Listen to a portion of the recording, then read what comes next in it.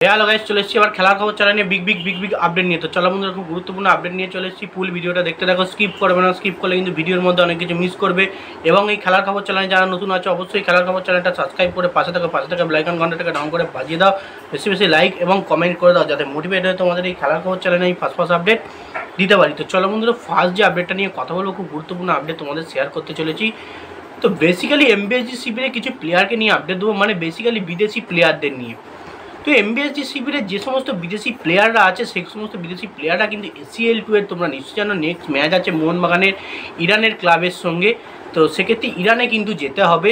সেক্ষেত্রে যে খবরটা উঠে আসছে, যে দুঃসংবাদটা উঠে আসছে, সেটা হচ্ছে দিমিত্রি পেত্রাদাস থেকে শুরু করে জেমি ম্যাকলারেন থেকে শুরু করে জেসন কামিংস থেকে শুরু করে এই সমস্ত প্লেয়ারদের কিন্তু ভিসার সমস্যা দেখা যাচ্ছে।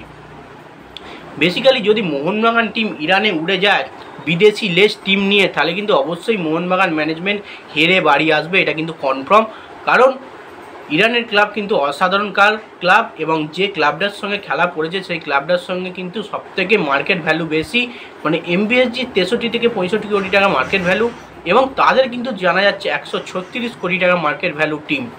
আহালের কাছে হেরে এই টিমটাকে মোহনবাগান যদি হারাতে চায়, তাহলে ফুল বিদেশি নিয়েও হারাতে পারবে কি, তার সম্ভাবনা নেই, কোনো রকম সম্ভাবনা নেই হারানোর। তো সেক্ষেত্রে যদি বিদেশিহীন দলটা যায়, তাহলে কিন্তু কোনো রকমই লড়াই দিতে পারবে না। তো সেক্ষেত্রে বলা যাচ্ছে এমবিএসজি শিবিরে কিন্তু বড় দুঃসংবাদ বটেই। কারণ ইদানিং শোনা যাচ্ছে টম অ্যালডারেটেরও কিন্তু কিছু কারণে বিশাল সমস্যা হচ্ছে। মানে প্রতিটা প্লেয়ারের বিশাল সমস্যা কী ঘরে হচ্ছে আমি তো বুঝতে পারছি না। বেসিক্যালি অজিপ যারা প্লেয়ার আছে, মানে Jamie Maclaren, Jason Cummings, Dimitri Petratos, তাদের তো ইরানের সঙ্গে একটা কোনো রকম পুরনো শত্রুতা রয়েছে। সেই কারণে কিন্তু তাদের কিছুটা হলেও প্রবলেম হতে পারে। এবং তার সঙ্গে কিন্তু রবসন রবিনো এবং টম অ্যালডারেট, এদেরও কিন্তু বিশেষ সমস্যা একটা দেখা যাচ্ছে। তো অ্যালবার্টো রড্রিগেজের খবরটা এখনও পর্যন্ত কোনো রকম আসেনি। তো দেখা যাক, যদি কোনো বিদেশিহীন যদি মোহনবাগান দল খেলে, তাহলে মোহনবাগান শিবির অবশ্যই হারবে। এবং দিমিত্রিকে নিয়ে একটা কিন্তু প্রচুর পরিমাণে ফটো পোস্ট হচ্ছে। দিমিত্রি হাত জোর করে একটা ফটো ছেড়েছে। তো ওখানে জানা যাচ্ছে নাকি যে দিমিত্রি মোহনবাগান শিবির ছেড়ে চলে যাচ্ছে, এমনটাই নাকি বোঝাচ্ছে। তো বেসিক্যালি এমনটা কিন্তু কোনো রকমই খবর আসেনি। দিমিত্রি এমনি একটা পোস্ট করেছে, কিন্তু যে সে দল ছাড়ছে এরকম কোনো ইঙ্গিত কিন্তু সে এখনও পর্যন্ত কোনো রকমই মোহনবাগান ম্যানেজমেন্টের তরফ থেকে আসেনি। তোমরা খুব একটা জিনিসটাকে নিয়ে জল্পনা কল্পনা করে কোনো রকম লাভ নেই। তো যাই হোক, নেক্সট যে আপডেটটা নিয়ে কথা বলে খুব গুরুত্বপূর্ণ আপডেট, সেটা হচ্ছে এমবিএসজি শিবিরে কিন্তু বিদেশি মিডফিল্ডারের প্রচুর প্রয়োজন, মানে 7 বিদেশি মিডফিল্ডার। মানে বেসিক্যালি যেটা জনি কাউকোর ফটো পোস্ট করেছে, তোমরা নিশ্চয়ই দেখেছো। জনি কাউকোর মতো প্লেয়ার কিন্তু এমবিএসজি শিবিরে অবশ্যই দরকার। কারণ জনি কাউকো এর আগেও মোহনবাগানও খেলে গেছে, তোমরা নিশ্চয়ই জানো, দুর্দান্ত পারফরমেন্স করেছে, ইন্টার কাশিতে খেলে গেছে। এবং বল কিন্তু তিনি মিডফিল্ড থেকে রোটেট করতে পারেন, বল কিন্তু ভালো বাড়াতে পারেন। এরম বিদেশির কিন্তু প্রচুর পরিমাণে মিডফিল্ডে অভাব দেখা যাচ্ছে। কারণ আপিয়াল আলতে আগের মরশুম কিন্তু নিজে কাটিয়ে দিয়েছিল, তার সেরা ফর্মে সে ছিল। এ মরশুমে কিন্তু তার ফর্ম সেরকম নেই, এবং সেই ফর্ম না থাকায় কিন্তু এমবিএসজি শিবিরে মিডফিল্ড প্রচুর পরিমাণে ল্যাপস করছে। তো সেক্ষেত্রে অবশ্যই একটা 7 নম্বর বিদেশি, মানে অ্যাটাকিং মিডফিল্ডার কিন্তু অবশ্যই দরকার, যেটা জনি কাউকোর মতো প্লেয়ার হলেই হবে।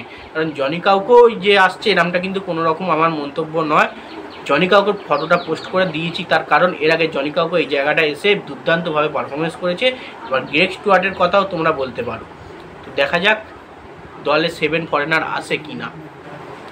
তো বেসিক্যালি নেক্সট এবং লাস্ট আপডেট যেটা নিয়ে কথা বলবো, খুব গুরুত্বপূর্ণ আপডেট, সেটা হচ্ছে ইস্টবেঙ্গল এফসি শিবিরের new signing, new player Hiroshi Ibusuki. এই জাপানি প্লেয়ার, 34 বছর বয়সী প্লেয়ারটা কবে কলকাতায় আসছে। তো বেসিক্যালি তোমরা নিশ্চয়ই জানো, এরপরে ইস্টবেঙ্গল এফসি শিবির কিন্তু সুপার কাপ খেলবে।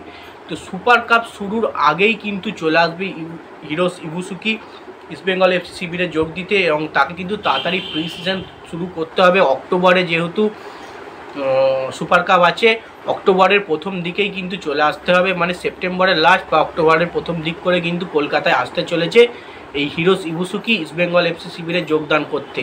তো এটা কিন্তু খবর সূত্রেই জানা গেছে। তো যাই হোক, দেখা যাক। ভিডিওটা যে এইটুকুই। ভিডিওটা যদি ভালো লেগে থাকে লাইক, কমেন্ট, শেয়ার, সাবস্ক্রাইব করে পাশে থাকো। চলো বন্ধুরা, বাই। আবার নেক্সট ভিডিও দেখা হচ্ছে।